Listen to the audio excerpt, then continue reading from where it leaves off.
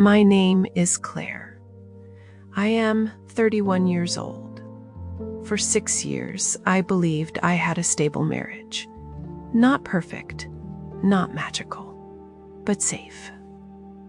My husband, Nathan, was calm and responsible. He worked long hours as a financial consultant. I worked remotely as a graphic designer. We didn't have children, not because we didn't want them, but because life kept delaying our plans. Next year, we always said. Next year never came. Until one night, everything changed. It was raining heavily when Nathan walked into the house holding something wrapped in a pale blue blanket. At first, I thought it was groceries. Then the blanket moved. It was a baby, a tiny baby boy. My heart stopped. "Nathan, whose child is that?" I whispered. He avoided my eyes. "He's staying with us," he said calmly. "And I need you not to ask questions." I felt the ground disappear beneath me. Not ask questions. My voice trembled. "You walk in with a baby and expect silence?" Nathan looked exhausted, pale, shaken. "It's complicated," he said quietly. "I'm doing the right thing." The right thing? For who? The baby began to cry. Instinctively, I reached out and held him. He was so small, so warm. He stopped crying almost immediately. Nathan watched me carefully. "He doesn't have anyone else," he said. That night, I didn't sleep. The baby slept in the guest room. Nathan stayed awake in his office. And I sat in the dark living room, asking myself a question I never imagined I'd face. Did my husband have another life I didn't know about? The next morning, I tried again. "Is he yours?" I asked gently. Nathan hesitated. Then he nodded. My chest tightened. "But not the way you think," he added quickly. "Apparently, 3 years ago, during a temporary separation we never told anyone about. Nathan had a brief relationship. I remembered that time. We had argued constantly. We almost divorced, but we reconciled. I thought we left everything in the past." "The mother passed away last week," Nathan said, voice breaking. "Car accident. There's no one else." Silence filled the room. "And you just decided?" I asked. "Without telling me?" He looked ashamed. "I was afraid you'd leave." That hurt more than the truth. Days passed.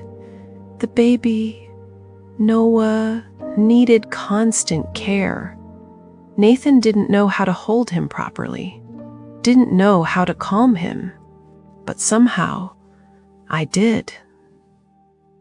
I fed him, changed him, rocked him to sleep. I hated myself for how naturally it came.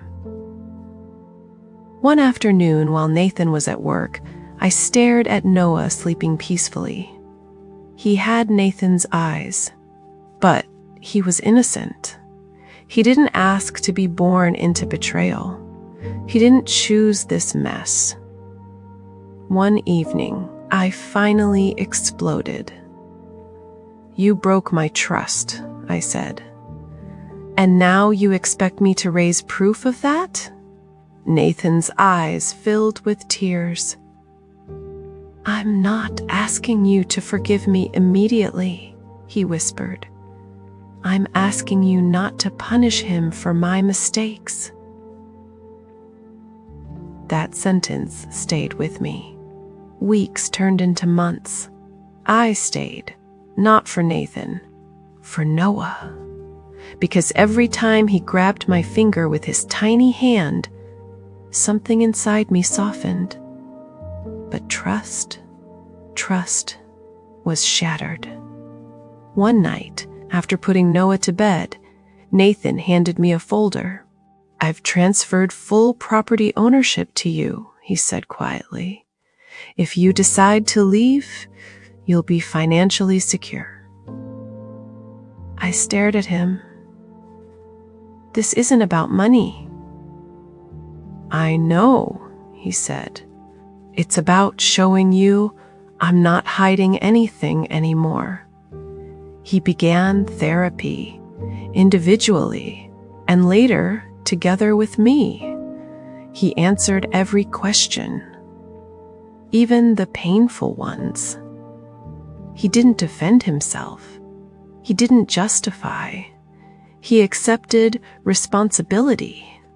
And slowly, painfully slowly, something changed. Not romance, not passion, but honesty. One afternoon, Noah got a high fever. Nathan panicked. I didn't. I held him, cooled his forehead, and whispered softly until he slept. Nathan watched us with tears in his eyes. "I don't deserve you," he said. Maybe he didn't. But life isn't always about who deserves what. Sometimes it's about who chooses to stay and rebuild. If this story is touching your heart, please take a moment to subscribe to Silent Stories. Your support helps us continue sharing powerful emotional journeys like this one.